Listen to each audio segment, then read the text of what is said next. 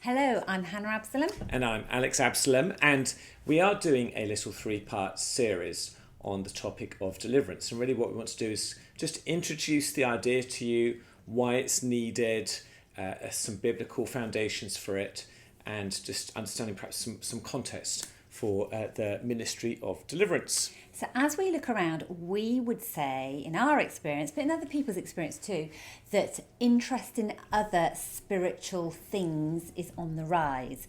So, I was just chatting with a couple of therapists the other day who do lots of prayer ministry, and they were saying that just with the people they're praying with, they're coming across loads of people who are interested in Ouija boards and tarot cards, in fortune tellers, in palm readings, and all these different things. And people don't see any harm in doing it. And it's people in the church, and it's people of all ages, but particularly young people who are just spiritually open and looking in these different places, even though they belong to the church. And after talking with these people, we were talking with our son, and he said how he's got a great Christian friend who is really into astrology. And we're going, doesn't she know that that's not good? And he said, no, she doesn't know that it's not good. And so it's an epidemic in our churches, let alone outside our churches. And I think one of the things we need to understand is that when we do stuff like this, it's not just a game. It's actually messing with spiritual forces and spiritual powers. Now, am I saying every single person who's read a horoscope once is directly in contact with a demon? No. But at the same time, is it a pathway into the occult? Definitely. And there are some things which are quite overtly occult. In other words, occult is just a term that's used to kind of talk about this hidden knowledge that comes from the enemy, it doesn't come from God.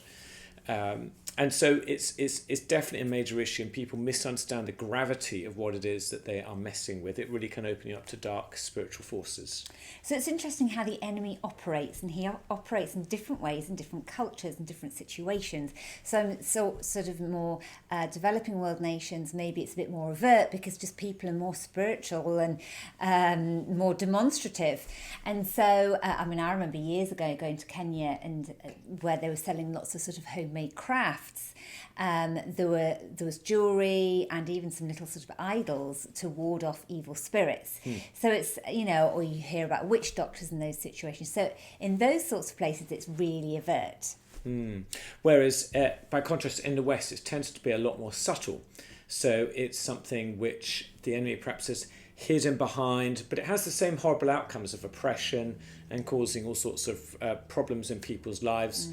But I think one of the things that's shifted in our culture here in the West in the last 10, 20 years is that what previously was much more hidden and below the radar now has kind of broken the event horizon. It's something which is becoming more open, more overt, where people are more aware of it. I mean, if you just think about when you drive around your town, wherever you live, the number of places that are there that advertise psychic readings or stuff like that. And I would propose a generation ago that was almost never found. It's extremely rare. Where now you see it, probably every town has a place like that. We were in Barnes and Noble bookseller just before Halloween, and they have like a double door entry area, and in between that kind of space lock, they have two big bookshelves out advertising things, and it was completely, without exception, jam-packed with books which were promoting witchcraft, tarot cards, crystals, Ouija board sets. The whole thing was totally demonic. It was darkness without any redemptive quality whatsoever, and that's the nature of the world in which we live. That a major bookseller chain, they will quite happily put that in the lobby and see no issue with it whatsoever. So it's becoming more and more common.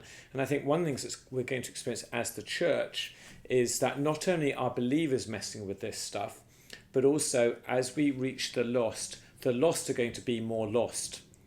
So they're going to have all sorts of baggage that they bring with them that are going to need cleaning out, going to need deliverance, because they've known no better. That's just the world in which they've been operating. We're going to have to sort that stuff out through repentance and deliverance and deliverance, rescuing them from that level of oppression.